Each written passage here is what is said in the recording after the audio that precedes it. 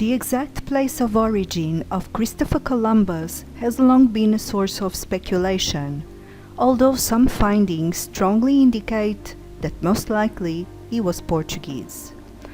A lot has been said and written about this matter, but currently scientists are studying his genetics, which hopefully will shed more credibility to the many theories of Columbus's origin.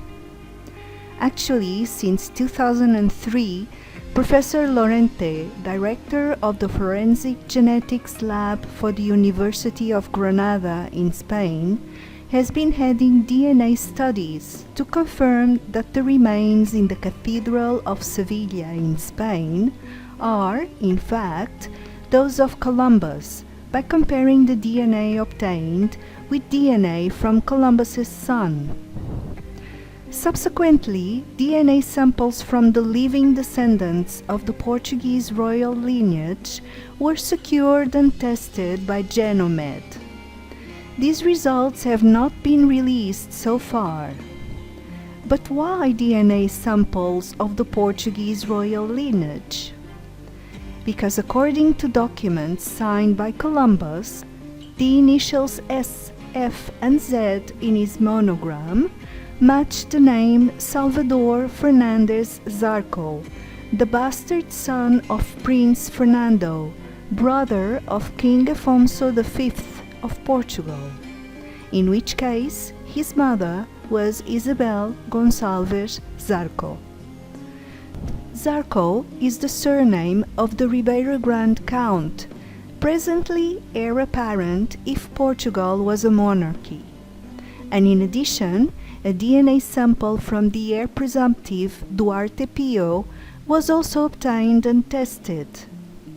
Both of them descend from the male line known as patrilineal descent and are the living descendants of King John I of Portugal. It is by studying the Y chromosome that same family descent is established. There are other documents, such as the Papal Bull of 1493, written in Latin about the discovery of America, in which Columbus' name is in Portuguese, not in Latin as Christophe Columbus, not in Italian as Cristoforo Colombo, not in Castilian as Cristobal Colom. His first name is written as Cristofom, which ends with the sound from the Old Portuguese language, with a little wave as accent mark over the vocal to indicate a nasal sound, and that derived in the current sound uniquely Portuguese. So why did Columbus hide his true identity? A good reason would be to divert Spain from Asia, and it is quite possible that King John II of Portugal made Columbus go to the Spanish king and convince him about the western route. Although obviously history books tell it differently, in a version that the Portuguese king saw no merit in Columbus's proposal and refused the funds needed for such quest. At the time, Europe was quite keen on Eastern goods such as spices, silk, and tea. But the Turkish Empire was an obstacle for the Christian nations. So Columbus assured the Spanish king that it was possible to reach Asia sailing westward. Some historians consider him a Portuguese spy that managed to clear the way for the Portuguese to get to India first. And so it was that Admiral Vasco da Gama reached India in 1498, following a course around the African coast. Portugal patiently waited for Columbus's return to sign the Tordesillas Treaty in 1494, thus dividing the world in two areas, one for Spain, which portion presumably included India, and the other for Portugal, which actually included India.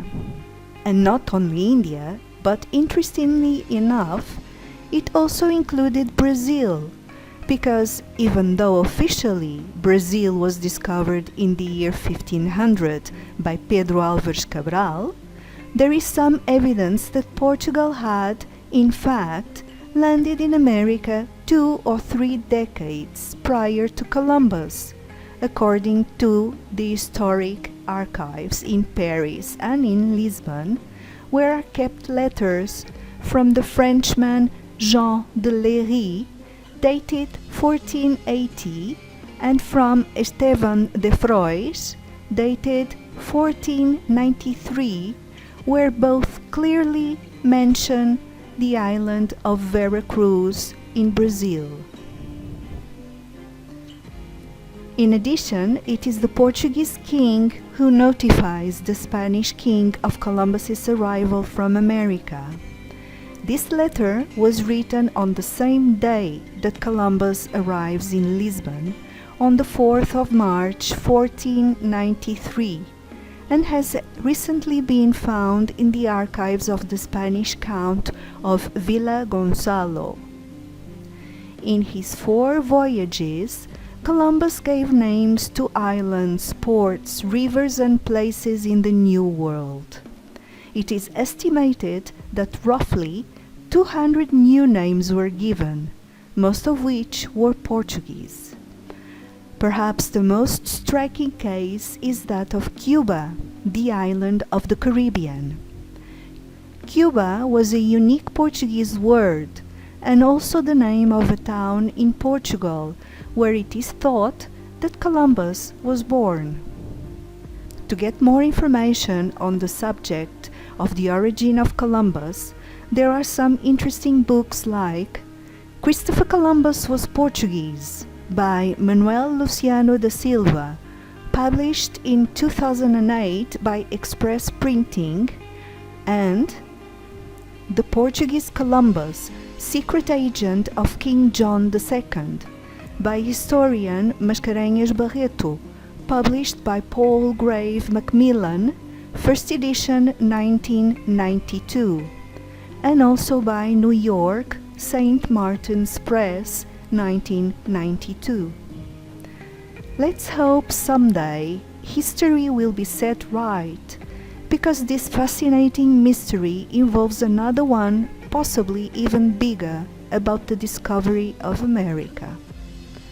George Orwell wrote in his novel 1984, and I quote, "Who controls the past controls the future. Who controls the present controls the past." Thank you for watching.